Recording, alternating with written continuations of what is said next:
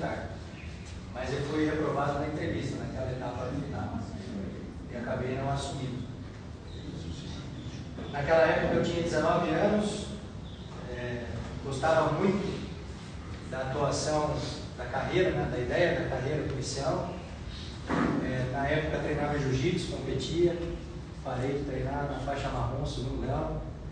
Então eu tinha essa pegada de policial e luta e fazer a justiça. E nessa caminhada que Jesus nos presenteou de colocar o Levi para andar junto, um irmão mais velho, pastor, eu nem pastor sou, Jesus me incomodou. Eu comecei a frequentar a igreja em 2017, me batizei em 2018, foi uma caminhada, e mais especificamente no final do ano passado, depois de 2 anos estudando a Bíblia numa sala fechada na minha empresa, né? Eu sou empresário no segmento de transporte de carga. Jesus me deu uma ordem clara: pega o seu estudo bíblico e leva para a rua, porque tem filhos meus que precisam ouvir o que vocês estão falando aqui nessa sala e não tem como vir para a sua empresa. E lá a gente tinha um grupo de 20 e poucas pessoas, alguns amigos e alguns funcionários. E eu relutei um pouco em obedecer, mas entendendo ser uma direção do Espírito, eu obedeci. A gente começou um trabalho na Praça da Lutera Velha, aqui em Taubaté, meio sem saber como a gente ia fazer, e acabou que virou um culto ao ar livre. Então tem um momento de louvor, tem um momento de palavra, oração, e no final a gente deixa uma refeição para aquelas pessoas. E eu, por conta até desse histórico de gostar da carreira militar, eu nunca gostei de bandido. E tinha uma visão de que bandido bom era bandido morto. É verdade. Essa era a minha visão quando jovem, achando que pessoas não podiam ser regeneradas. Mas o que a Bíblia nos traz é que a gente não deve fazer classificação de pecados. Você já ouviu falar sobre isso? Então a gente tem a ideia de que nós somos melhores do que aquele que rouba. Nós somos melhores do que aquele que, por uma questão familiar, tem algum problema e tem uma conduta inadequada perante a sociedade. Mas a grande verdade é que quando a gente olha para dentro de nós mesmos, a gente começa a enxergar as nossas mazelas. E essa análise, ela é uma análise totalmente impossível do ponto de vista humano. Mas quando a gente se coloca aos pés da cruz de Jesus, a gente entende o miserável homem que a gente é. Seja no pecado de estimação que a gente tenha, mais cabeludo ou menos cabeludo. E aí, quando ele me convidou para falar aqui, o Espírito Santo, naquele momento que ele me mandou o áudio confirmando, pediu para eu falar com vocês sobre Atos dos Apóstolos, capítulo 8, versículo 1, que conta a história de Saulo. Saulo era o que a gente classificaria como um bandido hoje, que perseguia cristãos. E eu queria começar lendo do versículo 1, Atos dos Apóstolos, capítulo 8, versículo 1 até o 3, que diz assim: E Saulo estava ali, consentindo na morte de Estevão. Essa era uma passagem que Estevão estava sendo apedrejado. A perseguição e a dispersão da igreja naquela ocasião desencadeou-se grande perseguição contra a igreja em Jerusalém. Todos, exceto os apóstolos, foram dispersos pelas regiões da Judéia e de Samaria. Alguns homens piedosos sepultaram Estevão e lamentaram profundamente a sua morte. Saulo, por sua vez, devastava a igreja, indo de casa em casa, arrastava tanto homens como mulheres e lançava-os na prisão. Saulo, do ponto de vista da religião da época, estava sinceramente enganado na sua fé, perseguindo aqueles que professavam a sua fé nas ruas, e ele não entendia. E ele não fazia isso com uma intenção errada. A intenção dele era boa, mas a atitude era completamente errada. Ele estava totalmente cheio de agressividade com os cristãos, fazendo algo em nome de Deus. Ele era fiel às tradições, segundo as quais havia se formado. Tradições caras para ele, nas quais ele foi doutrinado. Era pelo amor de Deus que ele perseguia os que agiam diferente dele. E quando a gente olha essa passagem, e essa aqui é uma anotação minha, sob a ótica do que o Espírito Santo pediu para eu trazer para vocês, é para a gente se questionar quantos de nós fazemos coisas achando ser certo e de acordo com a vontade de Deus, mas na prática só estamos sinceramente enganados. Porque aquela minha ideia com 19, 20 anos é uma ideia que hoje eu vejo completamente errada sob a ótica de Jesus. Jesus nos deixou uma lição de amor. O Deus que se fez carne, se esvaziou da sua glória e se deu para morrer na cruz por nós pecadores. E quando a gente se aproxima desse encontro com Jesus, quando a gente se aproxima do Evangelho, quando a gente começa a estudar a Bíblia, a gente entende que até aquele mais miserável homem que hoje anda errado tem direito a ser regenerado. E essa regeneração, ela passa pelo rigor da lei, que vocês, como função, têm a obrigação de aplicar, prender o bandido. Mas ele, através da ministração do Evangelho, ele tem total condições de ser regenerado e ser ressocializado. E se isso não acontecer, nós vamos enfrentar um problema grave no curto prazo de tempo, que é não ter mais espaço nas cadeias para comportar a quantidade de pessoas que andam no caminho errado. Mas esse caminho errado, que para nós é muito errado, porque fomos bem educados, porque temos uma outra cultura, porque tivemos uma estrutura familiar, porque somos pessoas de bem, não se distancia da nossa missão individual de fazer com que essas pessoas entendam a verdade do Evangelho. Saulo era como muitos de nós, religiosos, com tradições familiares, mas que não tinha tido um encontro genuíno com Jesus. E nós sempre agiremos e reagiremos com a quantidade de Jesus que nós temos. Se eu fosse deixar uma palavra para vocês quando eu tinha 20, 21 anos, ou até antes mesmo da minha conversão, ou até antes mesmo do final do ano passado, quando eu tive um encontro que não dá para descrever com o Espírito Santo, a mensagem não seria essa. Mas aí na sequência de Atos dos Apóstolos, no capítulo 9, versículo 3, e eu vou ler até o 5, conta como que Saulo teve um encontro com Jesus. Aquele homem bandido que fazia algo achando que estava certo, ele estava, e eu vou ler, na sua viagem, quando se aproximava de Damasco, de repente brilhou ao redor dele uma luz que vinha do céu. Ele caiu por terra e ouviu uma voz que lhe dizia: Saulo, Saulo, por que você me persegue?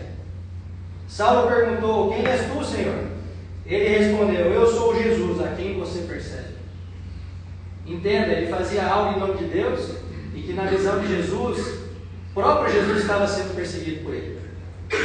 Por quê? Porque Jesus, nós precisamos entender isso.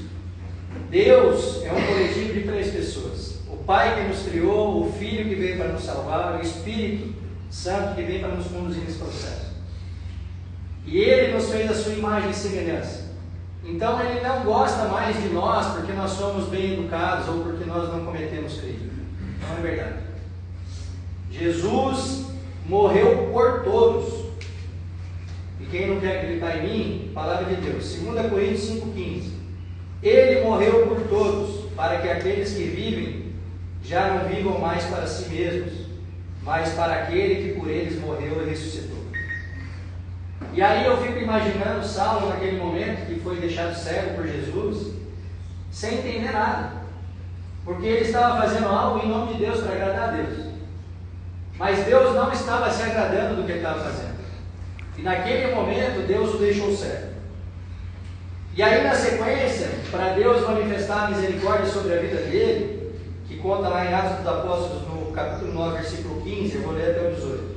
O Senhor, porém, disse a Ananias: vá, este homem é um instrumento que escolhi para levar o meu nome diante dos gentios e dos seus reis, bem como diante do povo de Israel. Eu não sei vocês, mas eu acho que Jesus tem um senso de humor tremendo. Porque ele pegou aquele homem, perseguidor de cristãos, fez ele ter uma experiência com ele próprio, com Jesus, e depois o alçou como alguém que ia pregar a sua palavra. Então, de perseguidor, ele se tornou alguém que levava as boas novas por onde ia. E ele continua: mostrarei a ele quanto deve sofrer pelo meu nome. Então Ananias foi, entrou na casa, impôs as mãos em Saulo e disse: irmão Saulo, o Senhor Jesus, que apareceu no caminho por você, enviou-me para que você volte a ver e seja cheio do Espírito Santo. Naquele momento, a visão de Saulo foi restabelecida. Imediatamente, algo como escamas caiu dos olhos de Saulo e ele passou a ver novamente. Levantando-se, foi batizado. E aí eu queria fazer uma provocação para vocês. Quantos de nós temos escamas sobre os nossos olhos? Quantos de nós estamos cegos para as coisas de Deus? E eu não estou falando aqui de passar a mão na cabeça de bandido, não. Bandido é bandido, tem que ser preso, tem que ser punido. Mas existe um rito para isso. E qual é o rito? Prender, julgamento, condenação, sentença. Esse é o ponto da mensagem. É fácil? É fácil. Imagina eu pegar alguém abusando, eu tenho 2 filhos, eu pegar alguém abusando da minha filha. Eu sou caco, eu tenho arma desde 2012, uma 9mm, inclusive. Eu posso pegar esse 9mm e descarregar nele? Do ponto de vista da lei, não. Então esse é o nível da reflexão que o Espírito Santo pediu para trazer para vocês. Isso não é fácil, mas nós temos que buscar todos os dias a face de Cristo, para que a gente entenda que todos nós temos chance de sermos regenerados pelo poder da palavra. E o que a gente faz na rua, a gente não faz porque a gente é bonzinho. A gente faz porque Jesus mandou. E receber aquelas pessoas naquele estado de miséria, muitos deles urinados, há muitos dias sem tomar banho, e a gente tem que dar um abraço e acolher e pregar a palavra para ele, é algo que não é fácil. Podem acreditar que não é fácil. Mas quando a gente vê essa pessoa depois da internação, tratamento na clínica do pastor Levi, e ver essa pessoa restaurada, retomando o convívio em família, saindo das ruas, retomando o trabalho, podendo cuidar da esposa e do filho, a gente vê o valor e o poder que tem na palavra de Deus. Porque o tratamento clínico é para tirar o cara daquela fissura da droga, mas o que vai restaurar ele, vai mudar ele de dentro para fora, é a palavra de Deus. E aí vocês podem perguntar: como é que você sabe disso? Porque foi assim comigo. Durante 10 anos eu usei droga. Durante 10 anos eu fiz uso recreativo de droga. Até que eu tive um encontro com Jesus e entendi o que é o seu Evangelho, o que são essas bênçãos que Jesus nos promete quando a gente se submete à vontade dele. E quando eu entendi isso, eu nunca mais usei droga. Não sei nem de tratamento. E aí, como que a gente tem que buscar isso? Eu linkei aqui 4 versículos, já estou encerrando pelo meu tempo. Efésios 5:1. Portanto, sejam imitadores de Deus, como filhos amados. Filipenses 2:5. Seja o modo de pensar de vocês no mesmo de Cristo Jesus. Ei, presta atenção. Jesus nos chama para pensar como Ele e agir como Ele. Se não vivo mais eu, como está lá em Gálatas 2:20, já não sou eu que vivo, é Cristo que vive em mim, nós temos que agir como Ele agiu. Seja o modo de pensar de vocês o mesmo de Cristo Jesus. 1 Tessalonicenses 1:6. De fato, vocês se tornaram nossos imitadores e do Senhor, pois apesar de muitas aflições, receberam a palavra com a alegria que vem do Espírito Santo. Ei, nós precisamos entender isso. Quando a gente se submete à vontade de Deus e anda segundo os seus princípios, segundo as bases que a Bíblia traz, a nossa vida muda por completo. E se de repente vocês não querem tomar essa atitude por vocês mesmos, pensem na família de vocês. Porque quando tem um cristão no lar, muda tudo. A nossa missão como homens de Deus é semear a palavra, cuidar do nosso primeiro ministério, que é a nossa casa. E eu vou te falar, falo pelo que eu vivo na minha casa.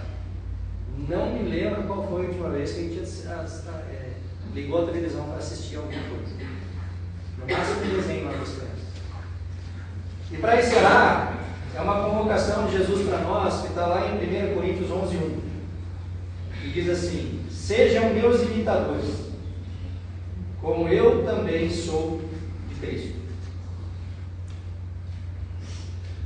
Então o bandido bom não é o bandido morto. O bandido bom é o bandido preso, evangelizado, regenerado e ressocializado. Parece muito difícil, mas pelo poder da palavra é totalmente possível. E vocês, como homens da lei, que estão ali no dia a dia, na linha de frente com o crente, têm total condições de atuar segundo os princípios que a palavra nos dá. Amém? Amém.